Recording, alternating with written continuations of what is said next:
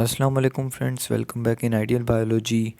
आज का जो लेक्चर है वो है describe the types and applications of synthetic adhesives.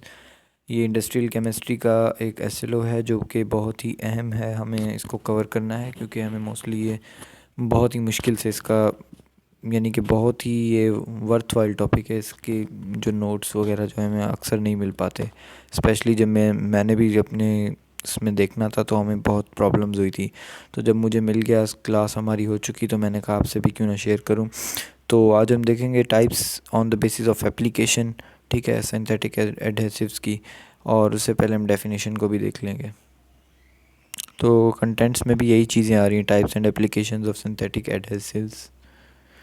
तो पहले देखते हैं इसकी डेफिनेशन। सिंथेटिक एडहेसिव या polymer that is prepared by man, ऐसा एडहेसिव जो कि मैन ने खुद, इंसानों ने खुद बनाया हो, and is not found in the nature, is called synthetic adhesive. तो ये बहुत सिंपल है। They are mainly of three types on the basis of their use, ठीक है। उनके यूज़ की बुनियाद पर उनके तीन कैटेगरीज़ में डिवाइड किया गया है। Number one is thermoset adhesive, number two is elastomeric adhesive, number three is thermoplastic adhesive. चलें अब चलते हैं इन तीनों में डिफरेंस देखते हैं कौन से हैं और कौन कौन से पॉइंट्स इनके अंदर लिखे जाते हैं। तो थर्मोसेट एडहेसिव की बात करें, they are of high tensile strength. उनके अंदर टेंसाइल स्ट्रेंथ बहुत ज़्यादा होती है। They have strong covalent bonds, उनके अंदर बहुत ज़्यादा स्ट्रॉन्ग कोवेलेंट बॉन्ड्स होती हैं। उसके अलावा ये दो कंपोनेंट पे डिपेंडेंट होते हैं, just like resin and hardener. यानी कि रेजिन जो होता है वो अटैच करवाने वाला पार्ट होता है, और उसको फिर यानी कि एक हम कह सकते हैं लिक्विड फॉर्म में होता है ना, तो जो लिक्विड फॉर्म में रेजिन होता है और उसको हार्ड करवाने के लिए या फिर उसको स्टिक करवाने के लिए हार्डनर यूज़ किया जाता है। यानी कि इसमें दो कंपोनेंट्स पाए जाते हैं। They are liquids at room temperature, ये वही बात है, लिक्विड्स होते हैं रूम टेम्परेचर में। नॉर्मली अगर हम इनको अप्लाई करने जा रहे हैं तो ये आपको लिक्विड फॉर्म में मिलेंगे। कौन से? Thermoset adhesive. उसके बाद they are much stronger than thermoplastic because of strong covalent bonds and can not be reversible. यानी कि थर्मोप्लास्टिक से अगर हम इनको कंपेयर करें तो ये ज़्यादा स्ट्रॉन्ग होते हैं। वो इसलिए क्योंकि इनके अंदर स्ट्रॉन्ग कोवेलेंट बॉन्ड्स पाई जाती हैं, जबकि उनके अंदर वंडर वॉल्स फोर्सेस होती हैं, और इनको दोबारा से हम कन्वर्ट नहीं कर सकते यानी कि ग्लू के अंदर। फॉर एग्जांपल अगर हमने इनको एक बार अप्लाई कर दिया तो इसको दोबारा से हम ग्लू में कन्वर्ट नहीं कर सकते, या दोबारा से इसको थर्मोसेट एडहेसिव को उसी फॉर्म में नहीं ला सकते लिक्विड फॉर्म में। यानी कि ये बहुत स्ट्रॉन्ग होते हैं और इनको डीजनरेट करना बहुत ही मुश्किल है। They may form they may form from condensation process. ये कंडेंसेशन के प्रोसेस के ज़रिए बनते हैं, जो कि कंडेंसेशन और एडिशन के बीच में डिफरेंस भी मैंने बताया था लास्ट लेक्चर्स में, कि कंडेंसेशन के अंदर मोस्टली वाटर की रिमूवल होती है, रिएक्शन होता है, ठीक है। तो ये उसके ज़रिए भी बन सकते हैं। नेक्स्ट चलते हैं आगे। Elastomeric adhesive, also called contact adhesive, इन्हें कॉन्टैक्ट एडहेसिव भी कहा जाता है। ये रबर लाइक भी हो सकते हैं। Sticks after solvent evaporation, just like आप देखते होंगे जिस तरह से सीमेंट होता है उसके अंदर पहले वाटर हम ऐड करते हैं, ठीक है। वाटर जब हम ऐड करते हैं तो जब वाटर जब तक सूख नहीं जाता, एवापोरेट नहीं हो जाता, तो तब तक उसके अंदर वो स्ट्रेंथ नहीं आती, जबकि जब सूख जाता है तो आप देखें दीवारें कितनी मजबूत हमारी बन सकती हैं। तो ये इलास्टोमेरिक की एडहेसिव की एग्जांपल आप ले सकते हैं। और called as viscoelastic polymer, यानी कि इसकी प्रॉपर्टी की बेसिस पर ये पॉइंट लिखा गया है। यानी इसके अंदर एक विस्कस और इलास्टिक दोनों चीज़ें पाई जाती हैं। पॉलीमर है तो वो पॉलीमर, क्योंकि हम सारे जो एडहेसिव्स होते हैं वो पॉलीमर्स ही होते हैं, हमें पता होना चाहिए। मैंने डेफिनेशन में भी मेंशन किया था। तो यानी कि उनकी प्रॉपर्टीज़ की बेसिस पर कहा गया कि वो विस्कस भी होते हैं और इलास्टिक भी होते हैं इन नेचर, ठीक है।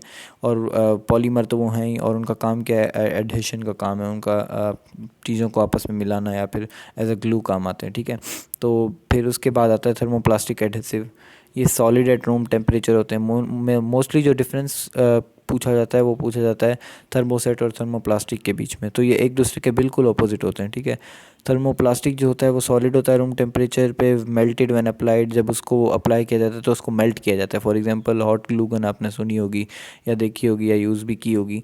तो उसके अंदर हम एक ग्लू स्टिक डालते हैं, जब उसको टेम्परेचर मिलता है तो वो मेल्ट हो जाती है, और जहाँ पे हमें रिक्वायर्ड होती है, जहाँ पे प्लास्टिक्स वगैरह पे या कोई भी स्टील पर कहीं पे भी हम लगाते हैं, तो बाद में जब वो सूख जाती है तब वो अपनी स्ट्रेंथ दिखाती है। उससे पहले वो एक सॉलिड फॉर्म में होती है, फिर हम उसे मेल्ट करके लगाते हैं। फिर उसके बाद इनके low melting and boiling points भी इनके लो होते हैं, ठीक है। उसके अलावा लो thermal stability and reforms solid when temperature is decrease, यानी कि इनके अंदर थर्मल स्टेबिलिटी बहुत ही ज़्यादा कम होती है। यानी कि उनको हम दोबारा से रीफॉर्म कर सकते हैं सॉलिड की फॉर्म में, ठीक है। ये वाला पॉइंट जो लिखा हुआ है ना, उनके अंदर थर्मल स्टेबिलिटी बहुत कम होती है। थोड़ा भी टेम्परेचर मिलेगा उनको तो वो अपनी फॉर्म दोबारा से चेंज कर लेंगे। अगर वो सॉलिड में तो वो लिक्विड में कन्वर्ट हो जाएंगे, यानी कि वो अपनी स्ट्रेंथ लूज़ कर देंगे with the increase of temperature. और अगर टेम्परेचर कम कर दिया जाता है तो वो दोबारा सॉलिड फॉर्म में कन्वर्ट हो जाएंगे और स्ट्रॉन्ग बन जाएंगे। कैन बी रिसाइकल्ड, उनको रिसाइकल किया जा सकता है। जैसे कि मैंने कहा, टेम्परेचर बढ़ा देंगे तो दोबारा लिक्विड में कन्वर्ट हो जाएंगे, अपनी दोबारा से वो स्ट्रेंथ खो देंगे। या फिर जब उनको टेम्परेचर डिक्रीज़ किया जाता है वो तो अपनी स्ट्रेंथ वापस ले लेते हैं। These can be recycled and forms after addition bonds. वो कंडेंसेशन में बन रहा था तो एडिशन की बॉन्ड्स की वजह से बन रहा है। इनके अंदर वीक वॉन्डर वाल्स फोर्सेस पाई जाती हैं और इनका मॉलिक्यूलर वेट भी बहुत कम होता है। तो ये थे इनके कुछ इंपॉर्टेंट पॉइंट्स। और अगर हम इनके यूजेस देखें तो वो भी बहुत सारे हो सकते हैं। जिस तरह से मैंने बताया, उसके अंदर 2 पार्ट्स कंपोनेंट पाए जाते हैं। इसके अंदर लास्ट वाले जो हमारे पास स्लाइड थी, let me show you, thermoset adhesive. तो इसके अंदर हम कोई भी फॉर एग्जांपल पॉलीविनाइल एसीटेट भी यूज़ कर सकते हैं, और सिंथेटिक रेजिन यूज़ कर सकते हैं फॉर वुड वर्क ग्लू, ठीक है। उसके अंदर भी यूज़ है, वुड वर्क ग्लू के अंदर भी इसका यूज़ है। इपॉक्सी रेजिन वो भी यूज़ करते हैं हम for joining metals and plastics, ठीक है। उसके बाद कॉन्टैक्ट एडहेसिव, इलास्टोमेरिक एडहेसिव जिन्हें हम कहते हैं, उसके यूजेस भी हैं। उसका यूज़ क्या होता है कि हम उसको पॉलीस्टायरीन और फैब्रिक्स को जब हम आपस में जोड़ते हैं तो वहाँ पे उसका काम है।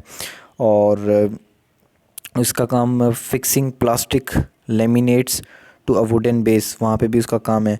उसके अलावा अगर हम इसको देखें, एक्राइलिक सीमेंट, ठीक है, for joining acrylic and other types of plastic, उनको जोड़ने के लिए भी इलास्टोमेरिक एडहेसिव का काम बहुत ज़्यादा है।